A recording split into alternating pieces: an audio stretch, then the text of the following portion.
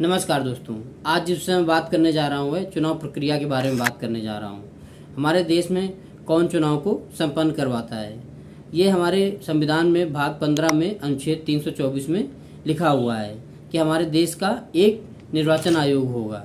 तो हमारे यहाँ देश में एक केंद्रीय निर्वाचन आयोग होता है और एक राज्य का निर्वाचन आयोग होता है। जो केंद्रीय निर्वाचन आयोग होता है वह लोकसभा और राज्यसभा, राष्ट्रपति, उपराष्ट्रपति और एमएलए एमएलसी के चुनाव संपन्न करवाता है। इसके साथ जो हमारे यहाँ राज्य का निर्वाचन आयोग होता है वह हमारे नगर पालिका, नगर निगम और ग्राम पंचायत के चुनाव संपन्न करवाता है। अब हम बात करते हैं कि जो केंद्रीय निर्वाचन आयोग है उसमें कौन कौन से अधिकारी होते हैं, जो इसको एक शेड्यूल की तरह तय किया जाता है। कैसे इसकी पूरी प्रक्रिया से चुनाव हमारे बूथ लेवल से लेके पूरे भारत में कैसे होता है, इसके बाद हम बता देंगे आपको। उसी सेम प्रक्रिया से ही हमारे राज्य निर्वाचन आयोग भी चुनाव करवाता है।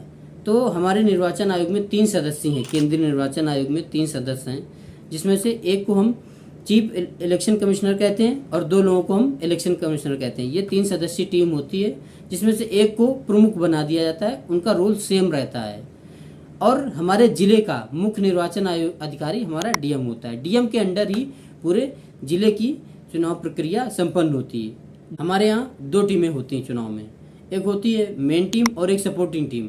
मेन टीम के अलग अधिकारी होते हैं और सपोर्ट टीम के अलग अधिकारी होती है। अब मैं बात बता देता हूँ आपको मेन टीम में कौन कौन होता है। तो नंबर 1 मेन टीम में हमारा डीएम होता है, जिसकी जिम्मेदारी पूरे जिले की होती है कि आपको पूरा जिला देखना है, कहाँ पे कैसे चुनाव हो रहे हैं। इसके बाद हमारे यहाँ होती है आरओ की जिम्मेदारी। आरओ को जो नियुक्त करता है वो डीएम ही करता है। डीएम कुछ 25 से 30 गांव दे देता है। इसमें जितने पोलिंग बूथ होती है उन सभी की जिम्मेदारी आरओ के अंडर होती है, जिसे हम रिटर्निंग ऑफिसर बोलते हैं। एक जिले में कई आरओ होते हैं जिनकी अलग अलग जिम्मेदारी होती है।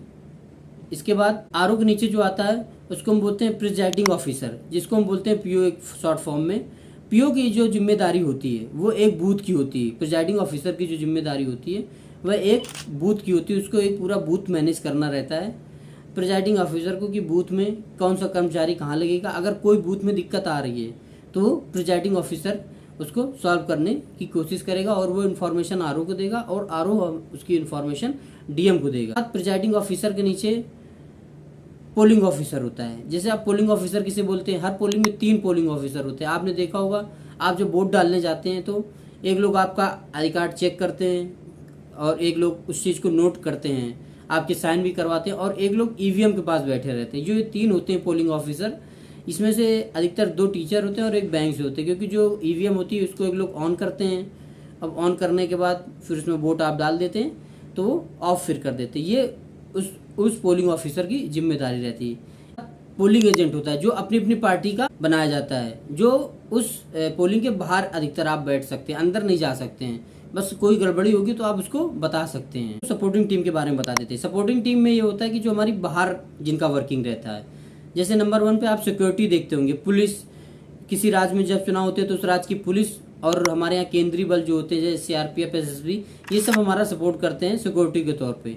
कहीं ईवीएम खराब हो जाती है तो कौन आता है, तो ये जिम्मेदारी सेक्टर मजिस्ट्रेट की होती है। वहाँ जो सेक्टर मजिस्ट्रेट बनाया जाएगा वो सारे टेक्निकल इशू देखेगा कि कहीं अगर ईवीएम खराब हो गई उसको बदलना या उसको सही करना, ये सेक्टर मजिस्ट्रेट की जिम्मेदारी होती है। पेट्रोलिंग ऑफिसर, जो जिनको कुछ जिम्मेदारी दी जाएगी कुछ गाँवों की कि आप इस बूथ पे आप पेट्रोलिंग करेंगे और अगर कोई भी दिक्कत आ रही है तो आप उसकी इन्फॉर्मेशन डीएम को देंगे और उसकी समस्या को सॉल्व किया जाएगा। किसी भी जिले में कितने बजे तक मतदान होगा, कभी आप देखते हो किसी जिले में 5 बजे तक मतदान होता है, किसी जिले में 6 बजे तक, किसी जिले में 7 बजे तक भी मतदान होता है, या किसी जिले में 3 बजे तक तो मतदान होता है।